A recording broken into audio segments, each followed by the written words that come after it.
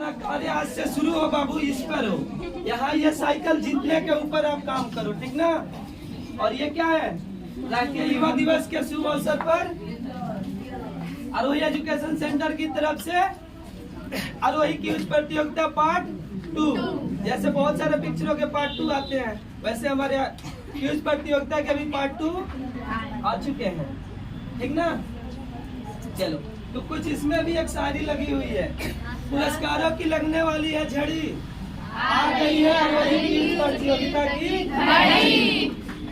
मतलब number of पुरस्कार देखो 100 प्लस पुरस्कार है इसमें।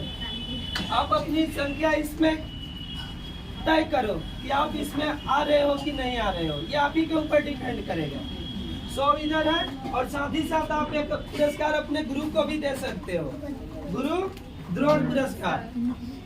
दिख रहा है ना, 4 को 1 है, 5 को मत कर देना। फिर आवेदन की तिथि सबको पता है कि 25 नवंबर से शुरुआत है और 25 दिसंबर तक चलेगी। प्रवेश पत्र 26 जनवरी से नवंबर से मिलेंगे, और 8 जनवरी को एग्जाम होगा, जो कि दिन रविवार है। और 8 जनवरी के बाद 12 जनवरी को आपका पुरस्कार समारोह रहेगा। हम लोगों को बहुत खुशी होगी कि हम लोगों के कोचिंग के बच्चे भी उस टॉप 15 के अंदर आ जाए, जो हॉट सीट बोला जाता है उसमें दाखिल हो जाए। अब कोई कहेगा कि ये तो आप ही के हाथों में है, ऐसा कुछ नहीं है बाबू, हम लोगों के हाथों में कुछ नहीं है। आप सबकी मेहनत ही वो वहाँ तक आपको लेकर जा सकती है। पढ़ाए सिलेबस हम भी हैं, और लोग भी सिलेबस पढ़ाए हैं। सिलेबस के बाहर कुछ भी क्वेश्चन नहीं रहेगा। देखो होता क्या है, अपने बच्चों को अगर लाना होता है तो सिलेबस के बाहर आया जाता है, समझ रहे हो बातों को। मतलब सिलेबस जो आपकी बनी हुई है बिहार सरकार के द्वारा, उस सिलेबस से हट के, ताकि जो आपको हम पढ़ाए हैं, जो आपको नोट दिए हैं, बस वही पूछे, तो उसमें तो आप ही आओगे। लेकिन वो काम हमारा है नहीं। हम लोगों का काम क्या है कि जो सिलेबस है उसी के अकॉर्डिंग क्वेश्चंस रहेंगे। और आप पीछे भी पार्ट 1 को भी देख चुके हो कि किसी भी प्रकार की कोई गड़बड़े, मतलब उसमें फॉल्ट नहीं दिखाता। सेम वही वर्क हम लोगों का अभी भी होगा। तो आप अपने मन से एकदम, ये जो शंका होगा ना कि यही हम लोगों के सर हैं, अपने कोचिंग को हाईलाइट करने के लिए हम लोगों का मतलब नाम तो डाल ही देंगे, उसमें तो लाएंगे ही लाएंगे, ऐसा कुछ नहीं है। हम लोगों का ये काम ईमानदारी से होता है, और इसमें किसी भी प्रकार की झोल होने वाली है, ठीक ना। तो आप सबको उसमें आपकी मेहनत ही ला सकती है। जो सिलेबस पढ़ाया जा रहा है उसी सबसे तो क्वेश्चन रहेगा। सिलेबस ही तो हम लोग भी पढ़ाते हैं, और लोग भी पढ़ाते हैं। तो आप सब मेहनत करो, और उसके बाद इसमें अपनी संख्या क्या करो, लाने की कोशिश करो। इसके बाद है बातें बाबू,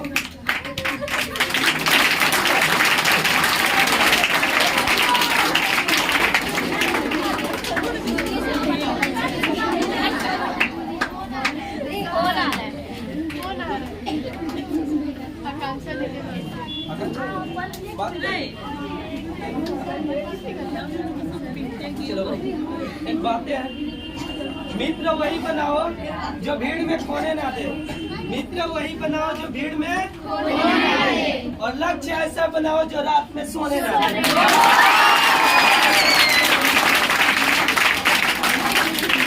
लक्ष्य बनेगा ना बड़ा, जो आप सोने भी जाओ ना तो कहे कि नहीं अभी मत सो, थोड़ा सा और जग जाओ, नहीं तो कोई और आगे निकल जाएगा।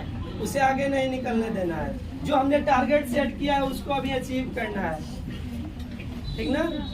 तो उस पर आपको वर्क करना होगा, और आपको एकदम मेहनत से पढ़ाई करनी होगी बाबू। मम्मी पापा बड़ी उम्मीद लगा के आपको पढ़ा रहे हैं, हमें भी पढ़ाए हैं, सभी को पढ़ाते हैं, उनमें बहुत उम्मीद रहती है। वो सारे अपने सुख चैन सुविधा सारे चीजों का क्या करते जाते हैं, त्याग करते जाते हैं। वो सिर्फ हमारे लिए, उनका कोई सपना नहीं। आज उनसे पूछ दो ना कि क्या आपकी सपना है, क्या गोल है, तो कहेंगे कि बच्चा को पढ़ा लेना है, बच्चे को कोई बढ़िया कोर्स करा देना है, ऐसा चाहते हैं कि वो कहीं सेट हो जाए। हम लोगों से ज्यादा चिंता हम लोगों के मम्मी पापा को होती है। आप लोगों को बता दें, जितना हमें चिंता नहीं रहता ना कि कब फॉर्म आ रहा है, कब मतलब एग्जाम होने वाले हैं, उससे ज्यादा मम्मी पापा को चिंता रहता है कि आजकल कोई फॉर्म आया कि नहीं आया।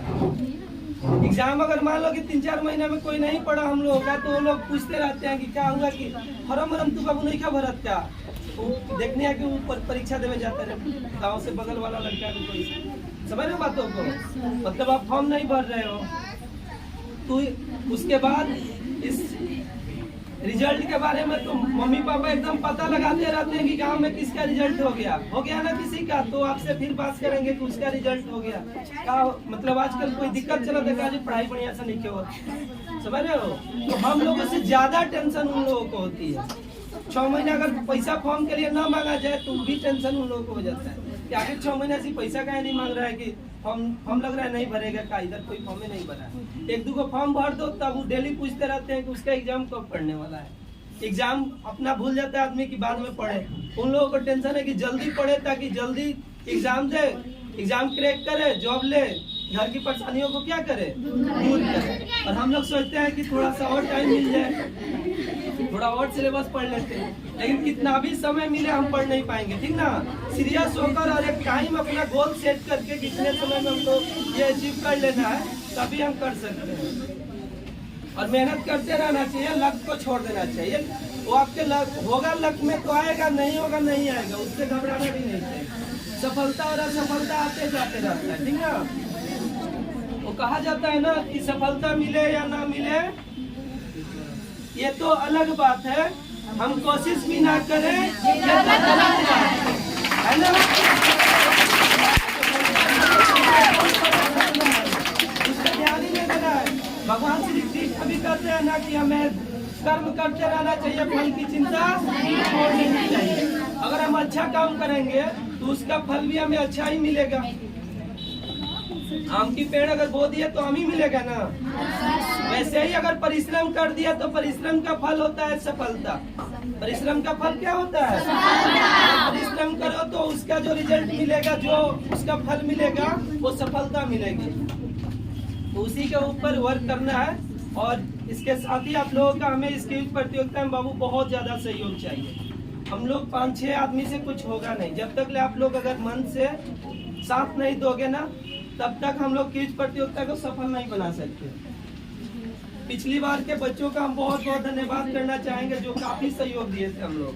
लगभग 350 के आसपास, 300-350 फॉर्म वो 30-35 बच्चे ही हमारे दिए थे, और मात्र 350 फॉर्म हम लोग अपने थ्रू मतलब लाए थे। तो उस एग्जाम में पार्ट 1 में हम लोग 600 से ऊपर बच्चों को क्विज प्रतियोगिता में शामिल किए थे। समझ रहे बातों को? आवाज आ रही है पीछे तक?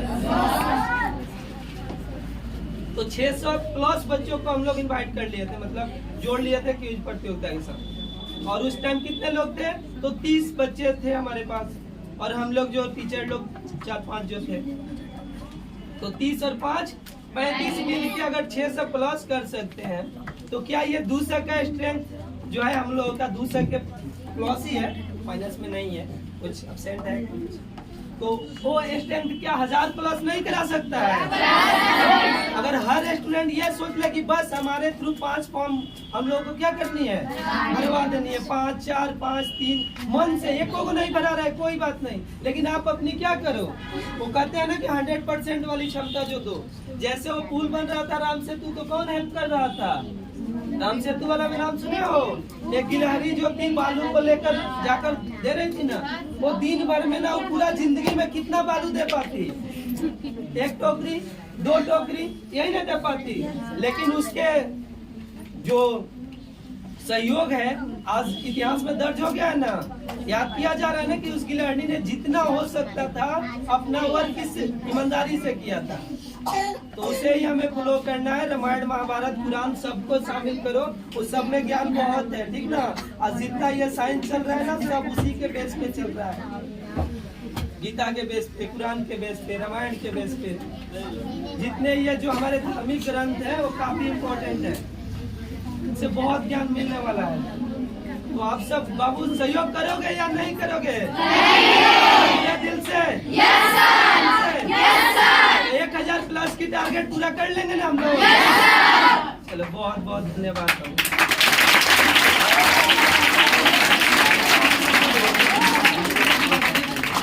कोई और भी स्टूडेंट है तो बाबू कुछ आकर दो, सब बोला करो। अंशु